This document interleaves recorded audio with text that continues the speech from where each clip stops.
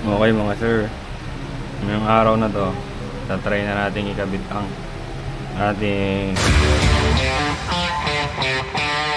clutch perch S1 cable only clutch perch, tsaka brake master S1 17mm to, hard anodized. Ito yung bago ng RCB. In the back ay Bob Scooter pala natin to nakuha, Shopee. Yan, may baso, bungee bolt, bracket ng baso, brake hose na extension, pinaka brake master. Nga pala, syempre since magpapalit na tayo ng brake master, sabay na natin yung caliper natin. Dito naman ang ating R1 series 4-pot caliper. Ang laki. Oh shit.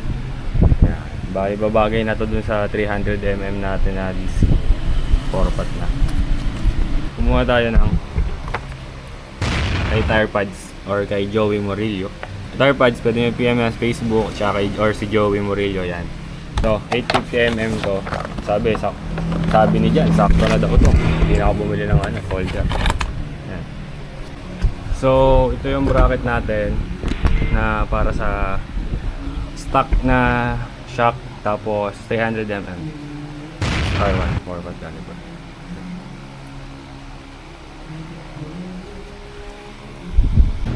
Unang step, bakasin natin tong front nya para magkaroon tayo ng access dito, diba?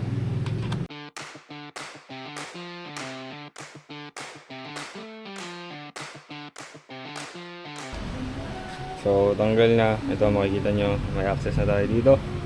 Ito yung hose, front hose. Tapos ano ba? Yeah. Let's go. Tapos ito naman tatanggalin natin. Kailangan ito, isa, dalawa, tapos ito, tatlo.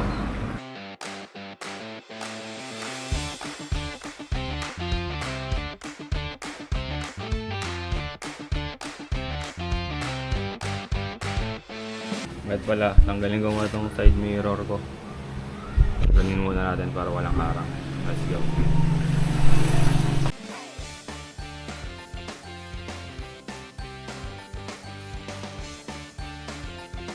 Ayun na, tanggal na side mirror natin. Siguro kaya na natin tanggalin ito. Right cut.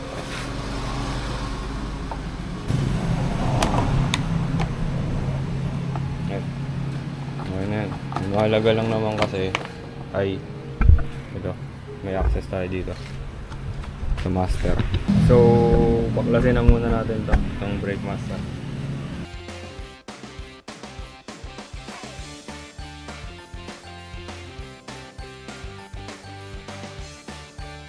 Next step natin is sugutin itong dalawang wire na to.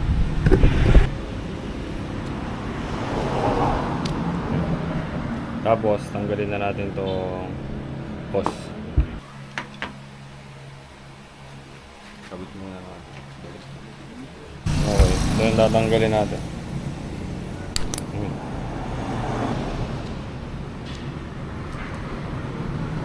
Tapos ilahin na lang natin siya dito pababa.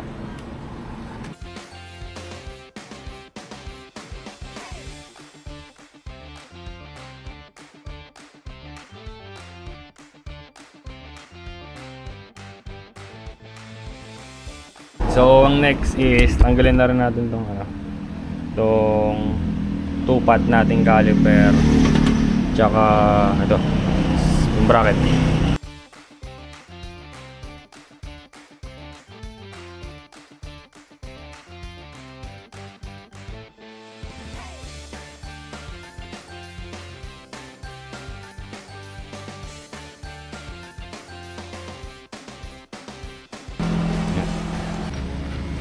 What's up mga boss? So natagalan tayo dun sa bracket kasi kanina ganyan, medyo malaki yung awang nya, hindi mapasok yung isang butas. So minessage ko si Mark Rafana nyo na bilang ko, tatabasan daw pala dito yan sa gilid. So ang ginawa ko, ito, tinabasan ko siya dito, ayan o, pinabaong ko yan, dinukal ko, tapos ito ang gilid sa ilalim para pumasok mag-fit dito. Dito kasi yung tatamaan niya yung kantuhan na yan. Diyan tatama yung binawasan natin. So ngayon, ayun, swak na. Ayun, so dapat kung ganito yung bibili nyo, magtatabas kayo, dapat meron kayong tools. Kasi parang hindi siya plug and play kasi nagtabas ako eh. Ayun lang. So ayun, kaya na naman ipasok, goods na ipasok. Tapos na ano nga lang, natapyasan ko yung ibang part ng bracket. So may spray paint naman ako dito na black. Pipintahan ko na lang siya. Yan. Okay naman. So lapat na. Okay mga boss, kabit na muna natin tong sa pambaba, tapos papadaanin natin yung wire pataas, yung hose. Okay, so bracket muna tayo. Let's go.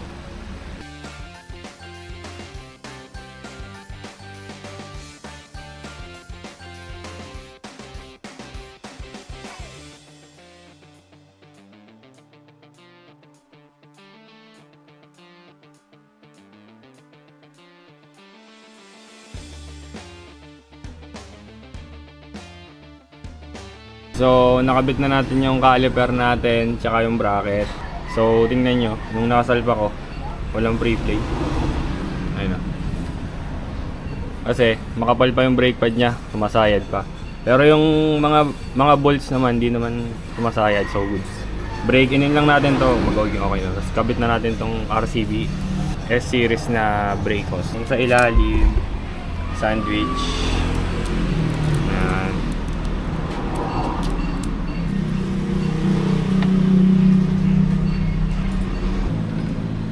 Natin yan. Yun! Shit! Yan. Tapos, ito, pataas na to. Tataas na natin. Update. Pinadaan na natin yung hose dito. So ito, hinigpitan ko na yan, pati ito.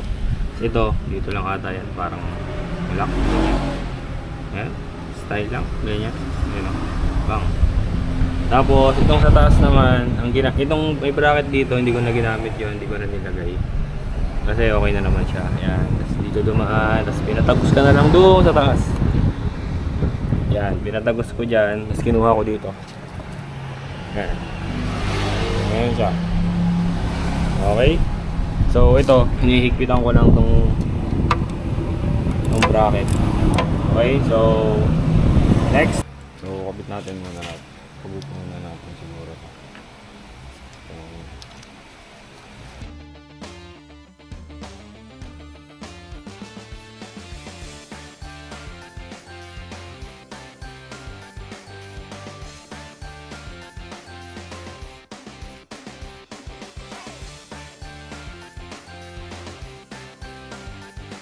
Gawin natin.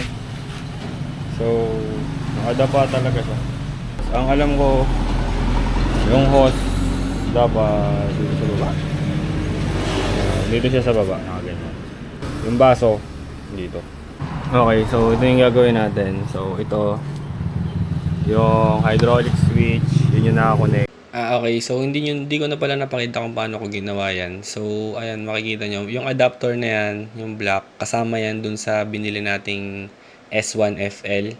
Tapos may mga bungee bolt din dyan, kung paano ko siya pinaglagay. So adapter, tapos yung hose, tapos yung hydraulic natin para connection sa hydraulic. Yun yung tatlong magkakasama. So ayan, tignan nyo na lang dyan, i-pause nyo, tas parang pwede nyo balikan. Let's go! Sa brake hose natin, ito yung hydraulic switch, kasama na yan. Ito yung brake hose. Tapos ito yung adapter. Tapos yung bungee bolt, ganyan pataas. Ayan. Ito, hydraulic switch.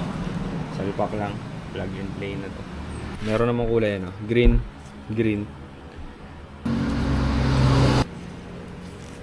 Para malinis tingnan. Ito, higpitan pa natin. Oh, pucha, ito pala. So, higpitan na muna natin ito mga nasa ilalim. Yung mga pinagpubolta natin. Higpitan ko muna ito.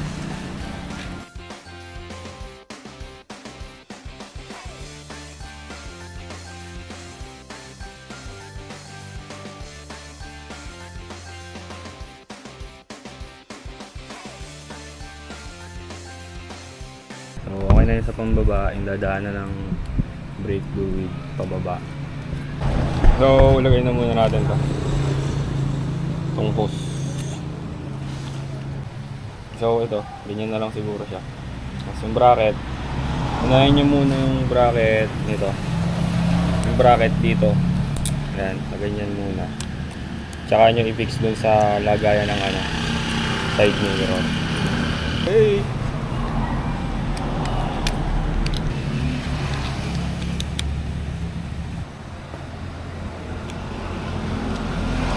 Okay, dito na tayo sa exciting part ng tabasan. So, dito pa lang kita na natin. Ito. Either dito tayo magtabas sa baba. Para mapasok natin tong panel. Unang tabas test.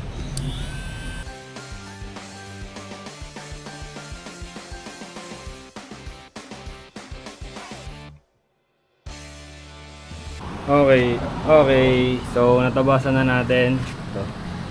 Ayan, hanggang doon. Tapos ito, binawasan ko din yan. Tapos ito, binawasan ko din yan. Tingnan natin mamaya kung ano mangyayari. Kung nakalagay natin. Piling ko sa may headlight, tabas ulit tayo dun. So, pero ito, okay na naman ito. Try ko muna i-feed yung headlight. Sabay, tingnan ko may tatabasan ulit. Let's go. So, makikita ko, yun yun. Yun na yung salpak na headlight. So ito, dikit na dikit siya dito. So babawasan ko to. Pati itong dito sa baba. Ito. Siguro bawasan natin ito. Kaya bilog lang na gano'n. Ito. Tabasan natin to. Okay, so yung headlight na nakita nyo naman kanina, tinabasan ko lang dito sa side na to. Ito. Yan. Ito, tinabasan ko siya kasi yung hose natin tumatama dyan, so mahirapan sumara, bilit masyado. So tinabasan ko lang yan. Yan na, tapos okay na headlight. So mag-ano na muna tayo, lalagay na muna tayo ng brake fluid. Papagnahin muna natin yung brake natin bago natin isara yan ng tulo yan. So ayun, let's go. Okay mga boss, so nakapag-bleed na tayo. Ayan. Yan na siya. So, tinulungan tayo ni Daddy tsaka ni Kuya Emer. Kanina kami ni Kuya Emer, dito kami bleed ng bleed dito sa baba na to. Yung pala, parang okay na siya. Hindi na kailangan eh. Parang, ang tagal namin, bleed kami ng bleed, wala nangyayari. Tapos sabi ni Jan din, dito daw mismong brake master mag-bleed. Ayun, pagka-bleed namin dito, pak, isang ganon, huli. Yun, tinanggal na lang namin ng bula, tapos okay na. Yung itong clutch purge, baka hindi ko muna makabit ngayon kasi may lakad na ako. Kailangan ko na makapatch.